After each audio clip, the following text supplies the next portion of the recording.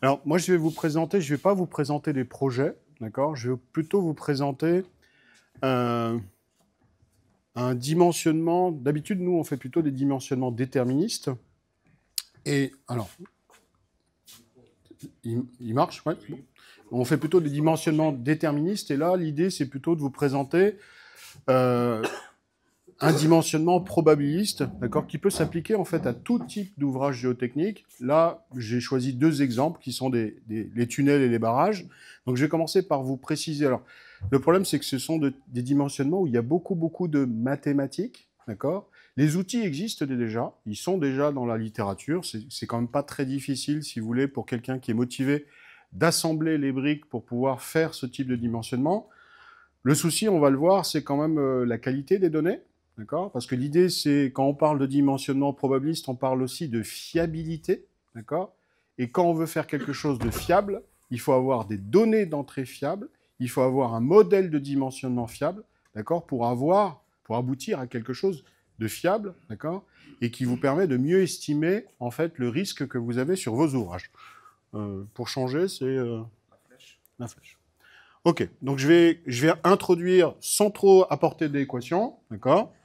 euh, Rappeler les principales incertitudes qui existent, d'accord, dans le domaine de la géotechnique. Alors c'est un domaine où quand même il y en a beaucoup, puisque le sol finalement il n'a pas été créé par l'humain, hein, d'accord. On hérite en fait de quelque chose qui est déjà en place. Et puis ensuite je vous présenterai rapidement des exemples avec quelques résultats, quelques résultats. Alors nous, ce qu'on sait, c'est que de toute façon, le sol, c'est un matériel naturel. D'accord? Comme c'est un matériel naturel, bah, de toute façon, il y a plein d'incertitudes. Et puis, j'ai fait des listes. D'accord? Alors, c'est des transparents qui sont pas marrants. D'accord? Mais malheureusement, ils sont là. Donc, les premières incertitudes, c'est ce qu'on appelle les incertitudes inhérentes, d'accord? Naturelles ou aléatoires. On parle d'hétérogénéité spatiale. Alors, ça veut dire quoi? Ça veut dire que finalement, si moi, je veux aboutir à un modèle qui est fiable, il faudrait que j'ai déjà pas un seul sondage carotté sur mon ouvrage. On est bien d'accord que si j'ai qu'une seule donnée, je ne pourrais pas faire de dimensionnement fiabiliste. D'accord? Donc ça veut dire qu'il faut que ça soit déjà un ouvrage qui ait quand même une importance non négligeable. D'accord? Donc par exemple, là, si je prends les exemples actuellement sur le Grand Paris, on a le Grand Paris Express, il y a 200 km de ligne. Et effectivement, bah là, il y a plein de sondages et il faudrait arriver à reprendre, par exemple, des sondages pressiométriques, plusieurs sondages pressiométriques, pour avoir, je ne sais pas, à minima une dizaine de modules pressio de pression limite pour pouvoir essayer d'établir en fait la variabilité du paramètre de départ qui est le module pressio ou la pression limite. D'accord? On ne parle pas de petits ouvrages où en fait je n'ai qu'un seul essai et on ne parle pas de variabilité. Là, dans ce cas-là, soit on prend la caractéristique donnée par l'essai, soit on la dégrade un peu pour être un peu sécuritaire, mais en aucun cas on pourra parler de dimensionnement probabiliste dans ce cas-là. Alors, du coup, l'hétérogénéité spatiale, bah, c'est le fait que j'ai une variabilité des propriétés mécaniques. Hein. De toute façon, quand vous êtes à côté d'une rivière, vous le savez, hein, les paramètres changent rapidement. Des changements de composition. Le problème, c'est que, par exemple, au sein, là, sur le Grand Paris Express, souvent, vous avez une couche d'argile. J'en parlais tout à l'heure avec mon collègue. Vous avez une couche d'argile verte, mais même au sein de cette couche d'argile verte, souvent, vous avez des faciès, d'accord, des sous-faciès, en fait, qui peuvent avoir potentiellement une variabilité importante, notamment sur les modules. Et on peut parler d'une variabilité d'un module divisé par 2 dans la même couche, d'accord. Donc, c'est pas négligeable au sein d'une même couche. Variabilité des propriétés hydrauliques. Alors vous le savez, l'hydraulique, c'est peut-être encore même plus compliqué, je dirais, à caractériser que la mécanique. D'accord? Pourquoi? Parce que soit je prends un échantillon et je vais en laboratoire, et donc du coup, quelque part, j'ai déjà prélevé l'échantillon qui est le meilleur pour pouvoir le caractériser, et je fais déjà, je biaise un peu la perméabilité, soit je la fais sur site. Le problème, c'est quand je la fais sur site, c'est soit je fais un essai de pompage ou d'injection, mais il est quand même très localisé. Le mieux, c'est de faire un essai en de plus grande nature. Et puis, vous le savez, sur un ouvrage qui est important, souvent, c'est la perméabilité horizontale et la perméabilité verticale. Et les deux, il y a un rapport entre les deux. D'accord? Donc, c'est jamais simple, sur la partie hydraulique, en fait, d'aller essayer d'estimer, en fait, en géotechnique, ce qu'on veut, c'est estimer des débits d'exor. D'accord? Qu'est-ce qu'il va falloir que je mette en place pour pouvoir pomper? Donc, ça, c'est quelque chose de pas évident non plus. Et puis ensuite, le comportement mécanique, on en a parlé. Le deuxième type d'incertitude, c'est liées aux limitations des données. Alors, en géotechnique, je vous l'ai dit, souvent on a un sondage carotté, d'accord? Donc on a quand même un échantillonnage qui est limité. Et puis vous savez, quand vous prélevez, souvent des fois les carottes, le simple fait de carotter, vous venez vibrer en fait, d'accord? Le fait de carotter, vous venez vibrer, vous modifiez l'état initial. Et donc on dit qu'on n'a pas de remaniement, mais on a toujours un petit peu de remaniement quelque part, ça arrive tout le temps. Et puis du coup, on a un nombre d'échantillons qui reste quand même limité. On fait souvent des interpolations entre les points de mesure, d'accord? Mais c'est parce que moi j'ai un point là, je fais mon interpolation, mais peut-être que si j'en avais un complémentaire, j'aurais pas tout à fait la même distribution. La qualité des essais, vous le savez aussi, des fois sur certaines études, on se retrouve avec des essais qui sont pas forcément les essais dont j'aurais besoin pour faire mon dimensionnement. Il va falloir faire avec, il va falloir utiliser des corrélations, des interpolations, et puis les corrélations qu'on utilise, des fois, c'est pas tout à fait les corrélations qui sont valables pour le sol sur lequel je suis en train de travailler. D'accord ? Donc ça aussi, c'est une incertitude forte qui arrive.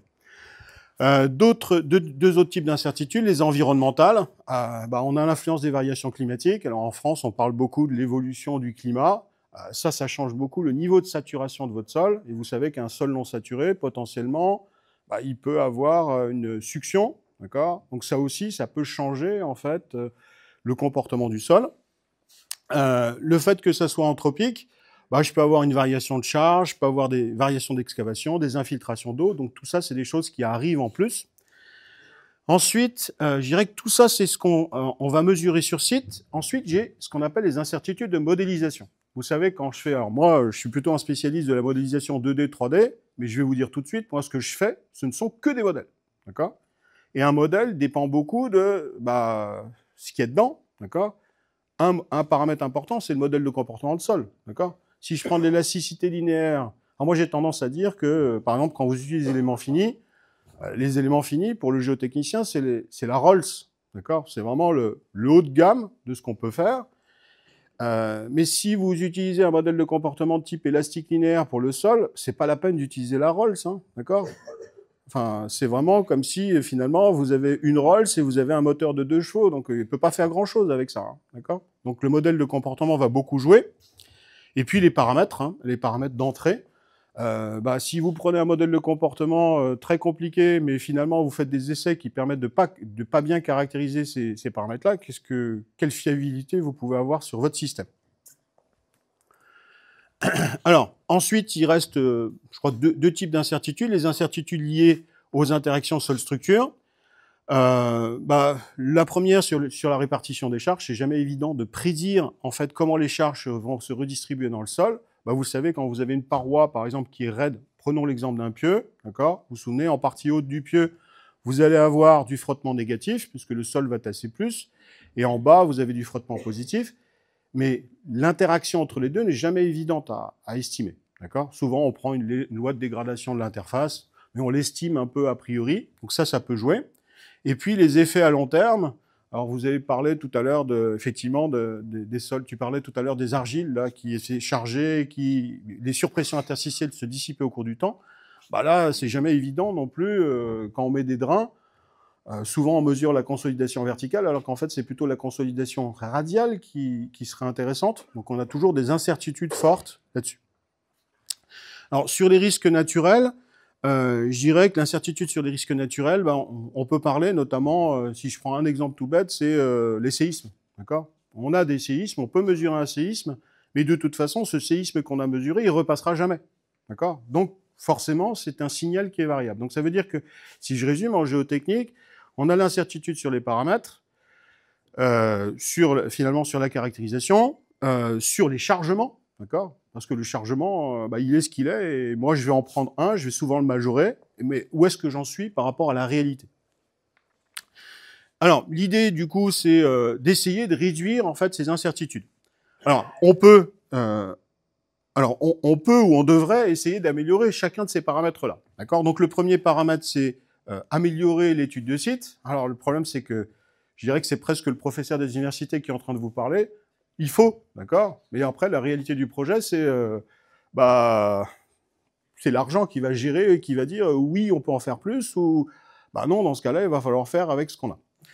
La modélisation avancée, alors, c'est là où moi je vais insister, c'est-à-dire qu'il y a plein d'outils qui existent, d'accord? Et donc, si on peut alimenter ces outils de manière fiable, bah oui, on pourra avoir une meilleure idée du risque, d'accord? Et là, ça peut se faire. Alors, malheureusement, il y aura les temps de calcul qui vont faire que ça sera un coût plus important en temps, c'est sûr, d'accord? Mais ça sera quand même à moindre coût, je pense, qu'une étude de site plus approfondie.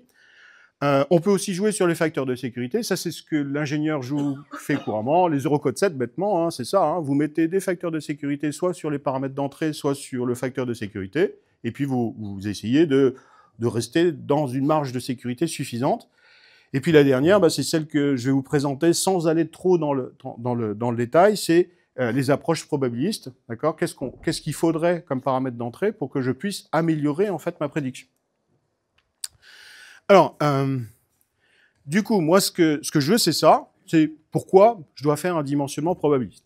Alors, je dois déterminer, donc l'idée de mon dimensionnement, c'est déterminer les dimensions ou les caractéristiques d'un système. Alors, par exemple, dans le cas des colonnes ballastées, ça pourrait être l'espacement entre les colonnes, la taille des colonnes, d'accord, ou les caractéristiques d'un système en prenant en compte l'incertitude, la variabilité des paramètres, donc paramètres de sol, paramètres de chargement. Alors, il y a plusieurs étapes dans un dimensionnement probabiliste, d'accord, et je passerai bien sûr les étapes mathématiques. La première, c'est mon système, d'accord, définir mon système, et tout de suite, assez rapidement, je vais fixer un critère de performance, d'accord, parce que moi, je vais viser, en fait, je vais parler de probabilité de défaillance, mais c'est une probabilité de défaillance par rapport à un critère fixé. Donc, par exemple, si j'ai une pile de pont, je veux dire, je veux pas qu'elle tasse plus de 5 cm, et quand je vais parler de probabilité de défaillance, je vais parler de probabilité par rapport à ce tassement-là, d'accord, qui ne sera pas la même probabilité si je m'intéresse, par exemple, à des déformations horizontales, d'accord. Donc, il va falloir définir des critères dès le départ, et ça, c'est important, d'accord, pour pouvoir établir ce qu'on appelle les critères de performance. Ensuite, la deuxième étape, c'est identifier les paramètres incertains. Alors, si je fais un modèle numérique, la première chose, c'est déjà le modèle de comportement. Si je fais une excavation, je pense que vous le savez à peu près tous, il faut au moins un modèle de type Hardening Soil Model. Sinon, c'est sûr que comme vous excavez ou relaxez la contrainte, l'élasticité linéaire, c'est pas pensable d'utiliser ça. Donc, vous faites une erreur assez forte. Donc, imaginons que vous avez pris le bon modèle de comportement. Il faut identifier ces paramètres. Alors, une première manière, toute bête, c'est vous attrapez votre modèle, vous faites quelques calculs, vous vérifiez quels sont les paramètres qui vont jouer. D'accord ? Et ces paramètres-là, du coup, ils vont avoir un niveau de sensibilité sur votre résultat, et c'est ceux-là qu'il va falloir bien caractériser. D'accord ? Donc, en fait, quelqu'un qui a un peu l'expérience sur un ouvrage donné, il va pouvoir savoir quels paramètres il va falloir caractériser de manière plus fine, d'accord, pour pouvoir ensuite mettre en œuvre les essais. Et vous comprenez bien que il faut déjà avoir l'expérience pour proposer les essais. C'est-à-dire que si on arrive, et moi, on m'a déjà donné des essais pénétraux, alors que moi, je cherche à faire du dimensionnement plutôt aux ELS, je suis un peu embêté. D'accord ? Donc, c'est vrai que cette expérience-là est importante, en fait, pour pouvoir mener une expérience, un dimensionnement probabiliste. Alors ensuite, pour chaque paramètre, il faut identifier sa nature aléatoire. Alors, sa nature aléatoire, ça va être, nous, on ne va pas travailler que sur une valeur déterministe. D'accord ? Donc, comme je vous l'ai dit, si je veux faire ça, il me faut quelques données, à minima, je dirais une dizaine, d'accord, qui vont me permettre d'établir une moyenne et un écart type par rapport à la valeur donnée. Ça va me permettre ensuite d'assigner une distribution, d'accord ? Comment je redistribue finalement ces valeurs ? Est-ce que c'est plutôt une loi normale ? Est-ce que c'est plutôt une loi log normale ? Alors, c'est pas tout le temps le cas. Dans la majorité des cas, on a plutôt des lois log normales. Pas des lois normales. Ça peut arriver que sur certains paramètres, on ait des lois normales. Donc, ça veut dire qu'il faut que je puisse distribuer ces valeurs, d'accord ? Et donc, il m'en faut plusieurs, comme je vous ai dit tout à l'heure. Ensuite, je dois construire mon modèle mathématique. Alors, le problème d'un dimensionnement probabiliste, c'est que je vais pas faire qu'un calcul, d'accord ? Nous, on a l'habitude, on fait un calcul, on a un résultat. Dans un dimensionnement probabiliste, moi, l'idée, c'est, donc j'ai une distribution, et puis je vais regarder, en fait, alors, si je résume, je vais regarder plusieurs valeurs, d'accord, pour regarder l'impact qu'elles ont sur le résultat. Et le résultat, je vais aussi le sortir sous une forme de distribution. Pour avoir une idée, tiens, si je suis là, j'ai une probabilité de défaillance de temps, d'accord, par rapport à la valeur que j'ai définie. Donc, du coup, il me faut un modèle mathématique qui soit relativement fiable, mais pas que fiable. Il faut qu'il soit rapide, d'accord? Donc, par exemple, si j'ai un modèle de calcul qui met 10 heures pour me sortir un résultat, bah, on oublie le dimensionnement probabiliste, hein, d'accord? On n'est pas dans ces cadres-là. Donc, par exemple, moi, si je reprends un exemple de tunnel, on fait souvent la stabilité du front time, d'accord? Les éléments finis, ce n'est pas fait pour faire des ELU. Donc, quand vous faites des ELU aux éléments finis, vous devez calculer un facteur de sécurité. Vous utilisez la méthode CFI réduction. Un calcul de stabilité du front taille avec Plaxis 3D, par exemple, ça risque de durer 2-3 heures, actuellement, avec une machine qui tourne pas mal. Donc, faire un calcul fiabiliste avec, je sais pas, 1000 simulations de 2-3 heures, vous voyez le temps que ça va prendre. Donc, l'idée, déjà, c'est de prendre quelque chose qui est simple. Donc, dans une des thèses que j'ai faites, on a développé un modèle en analyse limite qui permet d'avoir le facteur de sécurité en moins de 40 secondes. Et là, finalement, le dimensionnement probabiliste est possible. D'accord? Donc, bien penser à ça. Le modèle, s'il est long, ça va être difficile de faire un dimensionnement probabiliste parce qu'il va falloir que je fasse beaucoup de simulations. Alors, dans ces modèles probabilistes, il me faut un modèle mathématique fiable. Je peux utiliser des relations empiriques si finalement j'ai une bonne confiance de ce que je suis en train de faire. Donc, par exemple, si j'ai des gens qui ont déjà travaillé sur une argile plastique et effectivement j'ai des relations empiriques sur la même argile plastique, pourquoi pas? D'accord? Pourquoi pas? Mais si je ne suis pas du tout sur le même sol, je vais éviter, d'accord? Parce que je sais que déjà là, j'ai une erreur, en fait, au départ. Ça peut être des modèles analytiques. Alors, il y a des cas où, effectivement, il n'y a pas de souci particulier. Le problème des modèles analytiques, c'est souvent, on est contraint sur la configuration. Un modèle analytique, il est souvent en axisymétrie, en déformation plane, mais il ne va pas pouvoir traiter des géométries très compliquées. Par exemple, si je prends le cas des talus, la stabilité de talus, par exemple, la méthode de Bishop, on sait que ça marche à peu près, pourquoi pas, d'accord? Je crois qu'on en a parlé tout à l'heure, j'ai discuté avec une dame là, qui a fait effectivement ce type de dimensionnement. Donc vous avez déjà des gens en fait en interne, en Algérie, qui ont fait ce type de dimensionnement et qui savent le faire. Donc par exemple, une méthode analytique de type Bishop. Alors Bishop, on peut plus dire que c'est vraiment déjà de l'analytique, puisqu'en fait, je fais de l'optimisation, donc c'est déjà plus tout à fait de l'analytique, mais c'est rapide. Ouais. Ou des méthodes semi-numériques, ou numériques, on en a déjà parlé. Alors l'étape suivante, c'est choisir une méthode probabiliste. La plus longue, c'est Monte Carlo. D'accord? Monte Carlo, c'est quoi? Vous tirez, donc vous avez votre distribution avec votre moyenne, votre écart type, d'accord? Vous allez tirer des échantillons là-dedans, vous allez faire des calculs, vous allez avoir le résultat, et ensuite vous regardez la distribution de votre résultat. Ça, c'est la plus longue, c'est la plus fiable, d'accord? Mais c'est la plus longue. Ensuite, on a des méthodes qui permettent finalement de réduire un peu ce temps de calcul et d'aller identifier, si vous voulez, les zones d'intérêt. D'accord? Donc, on a la méthode forme, la méthode SORM. Ça me permet d'avoir une approximation, d'accord, pour estimer les probabilités d'échec ou de réussite, mais dans un coin beaucoup plus restreint. Ensuite, on a des approches bayésiennes. Alors, là, l'idée, c'est effectivement encore de réduire les temps de calcul, d'accord? En fait, toutes ces méthodes-là, vraiment, la méthode Monte Carlo, c'est la base, d'accord? Dès que j'ai des problèmes de temps de calcul, il va falloir que j'aille sur quelque chose de plus costaud, du point de vue mathématique, pour essayer de toujours avoir une bonne précision. Ensuite, je dois analyser les résultats et je dois calculer mes probabilités. Donc, parce que le résultat à la fin, c'est de me dire, tiens, je sais pas si je reprends mon calcul de tunnel, je mets une pression au front, d'accord? Quelle est la probabilité que j'ai une défaillance, d'accord, du système? Donc, par exemple, 10-6, 10-5. Alors, quand j'arrive à 10-3, on s'arrête, d'accord? Ça veut dire que probablement il va tomber. Et je vais définir la fiabilité du système comme étant 1 moins la probabilité de l'échec, souvent. Je vais identifier les paramètres dominants avec des analyses de sensibilité, dont je vous en ai parlé tout à l'heure. Je regarde quels paramètres ont une influence ou pas. Et puis ensuite, je vais dimensionner en fonction de ces objectifs. Donc, comme les objectifs sont définis, je vais viser en fait cette probabilité. Et puis, je vais changer les paramètres. Donc, par exemple, si c'est des colonnes ballastées, je vais changer la taille, d'accord? Je vais changer la distance entre mes inclusions, mes colonnes ballastées. Tout ça pour prendre en compte. Alors, moi, j'ai fait des études où c'est un peu compliqué. On peut aussi, dans la fiabilité, rajouter le paramètre coût. D'accord? Vous parliez de, par exemple, plusieurs solutions tout à l'heure. Dans certains cas, en fonction de la zone, on peut rajouter le paramètre coût et se dire, tiens, OK, il y a la fiabilité de l'ouvrage, donc je l'optimise, mais je l'optimise aussi par rapport au coût.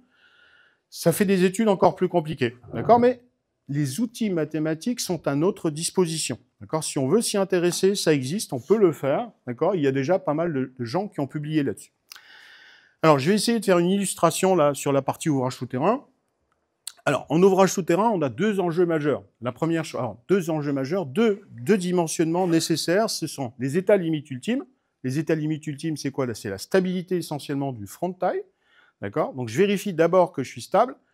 Je vérifie que je suis à un facteur de sécurité suffisant. Et puis ensuite, je vais faire mon calcul des déformations. Et donc, je vais faire mes tassements. Alors, mes ELS, souvent, c'est des tassements en surface si on est en ville. Hein, d'accord? Si on n'est pas en ville, on s'intéresse déjà un petit peu moins à ces états limites de service. Alors, moi, j'ai fait pas mal de...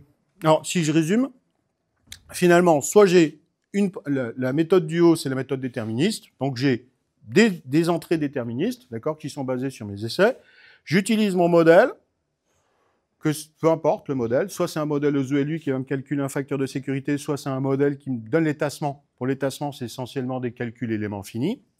Et puis, je vais avoir, par exemple, la valeur du tassement déterministe. Alors, quand je fais du probabiliste, je vais être obligé d'utiliser un modèle mécanique. Donc, ça veut dire que mais ce modèle déterministe que j'ai utilisé dans ma méthode probabiliste. Au lieu d'avoir des variables d'entrée déterministes avec une seule valeur, bah, j'ai la moyenne plus l'écart type. Donc, je vais prendre des variables d'entrée qui sont aléatoires. Donc, je vais en tirer plein. D'accord? Je vais rentrer ça dans mon modèle déterministe. Comme j'en fais plein, bah, je vais avoir plutôt des méthodes probabilistes. Et puis ensuite, avec mes méthodes fiabilistes, je vais pouvoir analyser ce résultat en termes de distribution. Et puis ensuite, me dire, tiens, comment sont distribuées mes variables de sortie. Ça veut dire que je vais regarder pour chacun des points que j'ai calculés, je vais regarder, par exemple, le tassement. Donc, je vais avoir une distribution du tassement. Donc, le tassement max, celui qui est... En fait, je vais avoir une espèce de distribution qui peut être aussi log normal ou log normal. Et puis ensuite, je vais pouvoir calculer ma probabilité de défaillance par rapport à ce système-là et à la moyenne que j'ai choisie, plus l'écart type. Donc, vous comprenez bien que, finalement, la moyenne, l'écart type de départ que j'ai choisi est très importante. D'accord? Si je me trompe aussi sur mon résultat. Et puis, l'ennemi public numéro 1, c'est le temps de calcul. D'accord? Sur un Monte-Carlo, c'est rare qu'on ait moins de 10 000 simulations à faire. D'accord? Donc, 10 000 simulations, bah, ça commence à faire en temps. D'accord? Alors, on a maintenant, il y a tout un tas de... Je sais pas, on peut utiliser du Python. Vous le savez, par exemple, Plaxis, il y a un mode ligne de commande. D'accord? Donc, on peut générer des modèles sans finalement, par l'intermédiaire de Python. Python, il lance, il fait le calcul, il récupère le résultat et ainsi de suite. Donc, mais il y a une petite automatisation à faire, d'accord, pour pouvoir faire ce type d'études. Alors, qu'est-ce que je vais avoir besoin? Je vous en ai parlé tout à l'heure. Hein. J'ai besoin de la moyenne, l'écart type. Et puis, il y a une autre chose, c'est que si je travaille uniquement sur, par exemple, le paramètre cohésion, OK, la valeur moyenne, écart type. Mais le problème, c'est que si je travaille sur les paramètres de résistance au cisaillement, peut-être que tout le monde n'est pas géotechnicien, mais vous le savez, il y a une corrélation négative entre la cohésion et l'angle de frottement. C'est-à-dire que sur un sol granulaire, vous avez plutôt des angles de frottement assez élevés. Sur des matériaux argileux, comme vous avez la cohésion qui augmente, en fait, l'angle de frottement se diminue. D'accord? Donc ça va jouer. Et donc, il faudra aussi prendre en compte ce coefficient de corrélation à partir du moment où j'ai plusieurs paramètres. Une cohésion, un angle de frottement, il faudra, bien sûr, gérer, en fait, cette corrélation entre les deux. Donc, les variables de sortie, ensuite, j'en ai dit, c'est des variables aléatoires. Et puis ensuite, pour faire mon analyse fiabiliste, il faudra que je définisse cette fonction de performance. Alors, par exemple, ça peut être mon tassement. D'accord? Si mon tassement, donc ça sera, par exemple, 1 moins le tassement moins la valeur que j'ai. D'accord? Et ensuite, si cette fonction de performance est positive, ça veut dire que je suis en sécurité. Ça veut dire que j'ai un tassement qui est inférieur à ce que je voulais. D'accord? Et sinon, j'ai un tassement supérieur. Et donc, je serai négatif. Et l'idée, par exemple, du Monte-Carlo, c'est que vous aurez une valeur, votre fonction de performance, vous allez tirer tout un tas de valeurs. D'accord? Vous avez des valeurs qui sont au-dessus, des valeurs qui sont en dessous. Et bêtement, vous allez compter le nombre qui sont au-dessus, le nombre qui sont en dessous, et ça va vous donner la probabilité, en fait, de défaire. Je résume un peu, mais c'est à peu près ça dans l'idée. Alors, du coup, là ici, c'est l'idée, c'est effectivement de pouvoir générer des variabilités spatiales. Donc, par exemple, il faut que votre logiciel soit capable de faire ce genre de choses, d'accord? C'est-à-dire pouvoir générer dans des petits éléments des propriétés différentes, d'accord? Donc déjà, c'est pas tous les logiciels qui peuvent faire ça. Ensuite, Rapidement, il y a plein de mathématiques, plein de sommes, de séries, d'accord? Donc, j'ai juste mis quelques mots. Donc, par exemple, pour générer ce type de champ aléatoire, on passe des fois par les expansions en série de Karhunen-Love, d'accord? C'est des choses qui existent dans la littérature. Je ne veux pas vous embêter trop avec ça. Les méthodes spectrales, en fait, c'est un des problèmes, c'est de générer le champ aléatoire, d'accord? Comment je fais pour générer un champ aléatoire qui respecte la moyenne, l'écart type et le coefficient de corrélation que j'ai mis en œuvre, d'accord? Et ça, il y a des outils mathématiques pour ça, dont les noms sont portés ici. Alors, nous, on avait développé, on avait travaillé pas mal sur les états limites ultimes, sur la stabilité du front de taille. Et donc, je vous l'ai dit, c'était impensable de le faire en éléments finis. Donc, on avait développé un modèle de calcul en analyse limite. Donc, ça, c'était à l'époque où j'étais à l'INSA de Lyon, donc ça commence à dater un peu. Et ce modèle-là, donc, il était assez rapide en temps de calcul. Il nous permettait aussi, en fonction de la distribution. Alors, au début, là, c'est vraiment quelque chose c'est des variables, d'accord, aléatoires. Donc, vous voyez que c'est un jeu de paramètres, ça me donne quelque chose d'assez lisse. Et puis ensuite, on a regardé les champs aléatoires. Donc, les champs aléatoires, ça veut dire que, localement, j'ai des propriétés différentes. Et vous voyez que la forme de la rupture va être différente aussi, d'accord?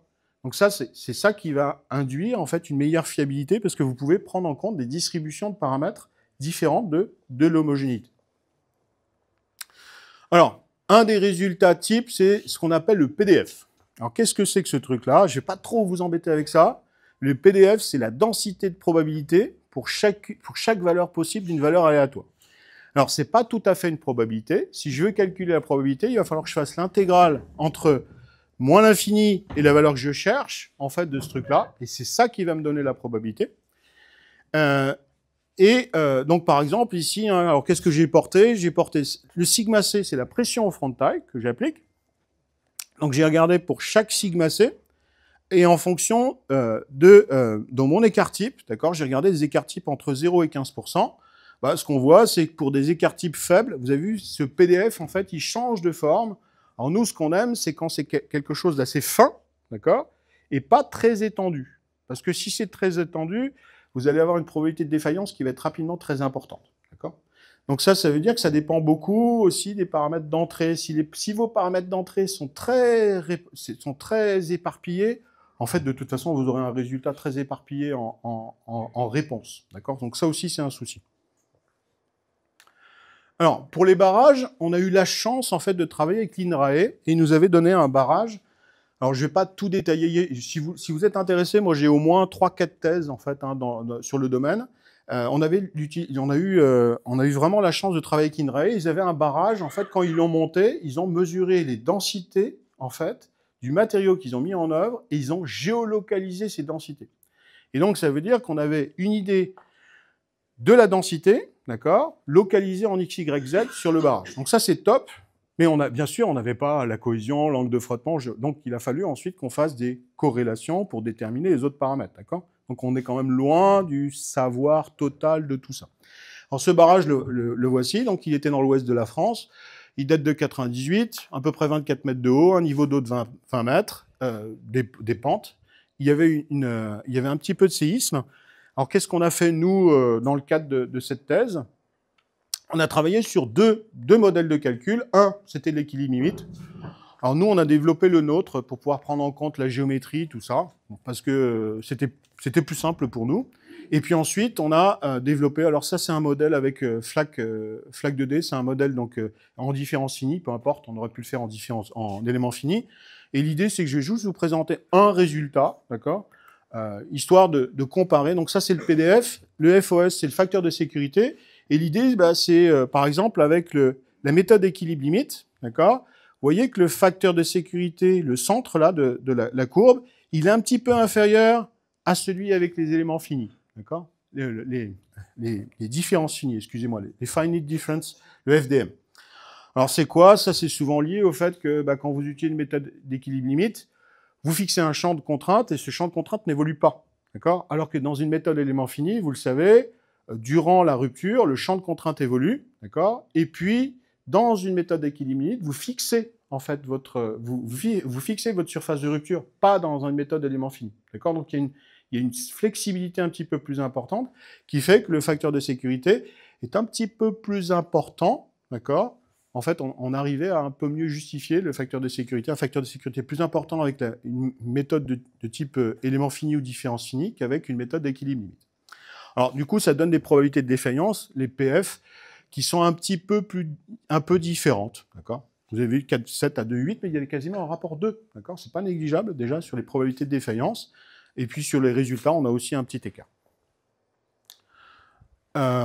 Ensuite, alors nous, on avait du temps, hein, d'accord? On s'est dit, tiens, on va faire du 3D, d'accord? Puisque le barrage, vous le voyez, vous avez une vue aérienne en bas du barrage. Et donc, nous, on a reconstruit, en fait, le modèle numérique 3D, d'accord, du barrage. Et l'idée, c'est, on voulait savoir si, finalement, cette partie tridimensionnelle impactait ou pas, en fait, cette stabilité du barrage.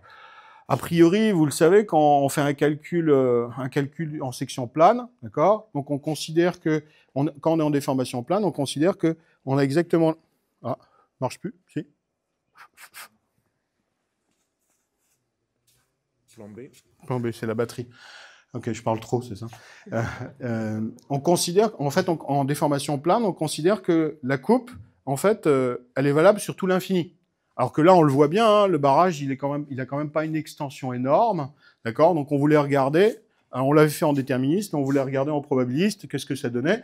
Et puis ce qu'on voit bien, c'est que, alors en fonction de différentes corrélations entre C et phi, bah, on voit bien que la probabilité de défaillance en 3D, elle est quand même bien moins importante que la probabilité de défaillance en 2D, d'accord? Quelle que soit la valeur qu'on ait prise en compte sur le coefficient de corrélation, d'accord?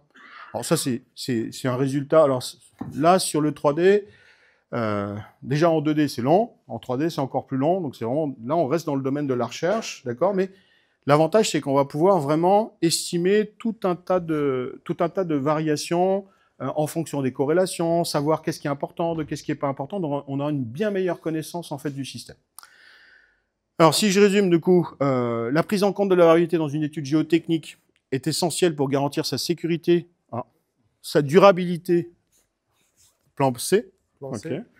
Sa durabilité et cette fiabilité.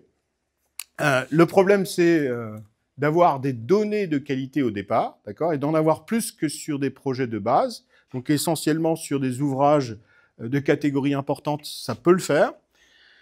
Si j'ignore cette variabilité, et vous avez vu, par exemple, je vous ai présenté aussi, si j'utilise un code équilibre limite ou un code différence, un code un modèle continu de type élément fini ou différence finie, ben, j'ai un écart, d'accord? Donc j'ai un écart sur mes modèles. Donc ça peut entraîner des erreurs de conception, des sous-estimations des risques et potentiellement des défaillances de mes structures. Et du coup, si je veux avoir une approche rigoureuse, si j'ai une approche rigoureuse avec des modèles probabilistes, je vais pouvoir améliorer la précision des